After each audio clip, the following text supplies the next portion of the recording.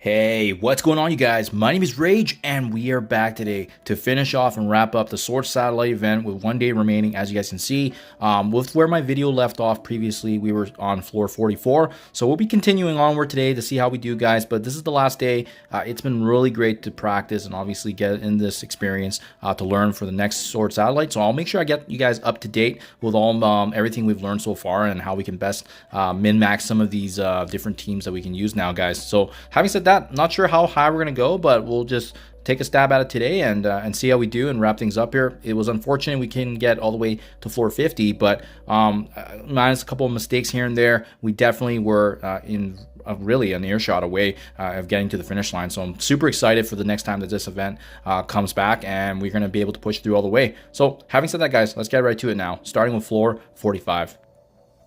Now, the Extreme X-Men team can actually get this one done as well on floor 45. I gave it a shot, but it's going to be reliant on Nightcrawler landing the stun on a Green Goblin Classic. You're not able to do that. I actually tried it and failed. So that's why, guys, I am using right now another go-to team, which is my Apocalypse with the Secret Defenders. This is a good one. Ideally, it would have been nice if I could save them for another floor, but it is what it is. You have to go up against this quite speedy team and two big tanks in the very beginning in Miss Marvel Hard Knight. So that's why it's important to have a strong crowd controlling team. Secret Defenders is great because they flip a lot of taunts.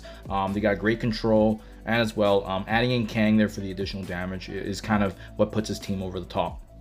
Even if you use Apocalypse in this node as well, the fact is that there's going to be Miss Marvel Hard Light. They'll likely tank one of the Apocalypse ultimates, so it is what it is. But I mean, this is a really solid team regardless because they can flip a lot of things. And again, he's going to land the Falcon Punch on one of the Miss Marvels and finishing him off pretty easily here. So it's a bit overkill. You could probably get it done with the regular Secret Defenders, to be honest, but I just wanted to be safe because we're wrapping this up anyways, and you know, and we failed already with the Extreme X-Men, so it is what it is. At least now we kind of know what works and what's more reliable, whereas Extreme X-Men, you do need them quite built up too, guys, so just something to be mindful of in the future.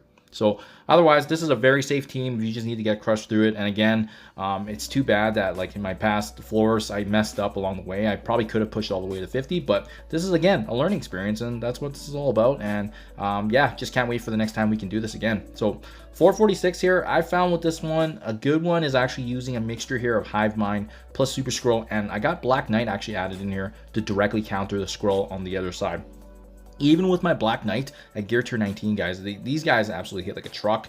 So that's why if you have a little bit more wiggle room, it's going to be nice to have later on for the next sword. So I start things off here with Super Skrull Special, just to be able to have ability block on that Sasquatch, and turn meter rewind. We likely will get the second turn back to back. Now, because we have Black Knight being the direct counter, their Super Skrull is going to target us, well, no choice, and he's going to retaliate for some nice attacks, as you can see, almost completely taking down Skrull himself, which is like a great counter if you can ever utilize the services here of Black Knight.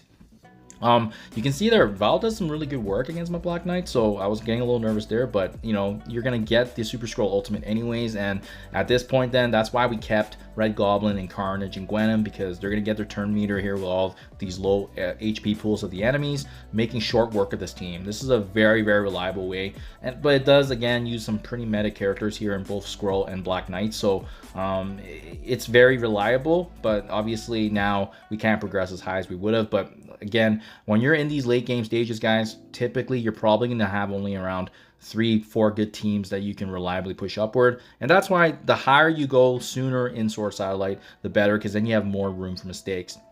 Finally, I actually got this value team here in the Sinister Six here. Thankfully, my Vulture is actually geared up already from Dark Dimension 7, so with him being a very strong piece of this. But yeah, this is a good budget Sinister Six, Superior Six Valley right here, because they have good turn meter, and we're going to be able to get the edge on our opponents here. You start things off with Vulture down the middle, the offense down, and as well as the slows. And then this is huge, activating Lizard's ultimate on Rogue removes her defense up, gives us a bunch of buffs.